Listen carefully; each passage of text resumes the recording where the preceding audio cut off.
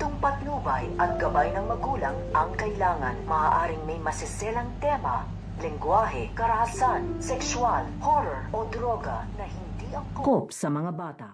Sa pagdalaw nito nga ni Lilet dito nga sa kanyang tiyang ay dito nga nila mapag-uusapan ang tungkol nga sa napag-usapan nga nila nito nga ni Calorena. Kaya nga ito nga si Lilet ay pinapaliwanag nga niya dito nga sa kanyang tiyang gagawin nga daw nito nga daw ni Calorena ang lahat ng kanyang makakaya upang makalaya nga daw siya sa lalong madaling panahon, at mapag-uusapan nga nila dito ang tungkol nga sa pagbabago ng gustong mangyari at mga pinapangarap nito nga si Lilet, dahil magsasabi lang nga ito dito nga sa kanyang tiyang na gusto nga daw niyang maging isang ganap na abogado kagaya nga daw ng kanyang idolo na ito nga daw si Calorena. Kaya ito nga kanyang tiyang ay sinusuportahan nga dito ito nga si Lilet sa kanyang gustong mangyari at sa kanyang mga pangarap, at maaabot nga rin daw na dito ang kanyang pinapangarap na siya nga daw ay maging isang abogado. So makakaabangan nga natin dito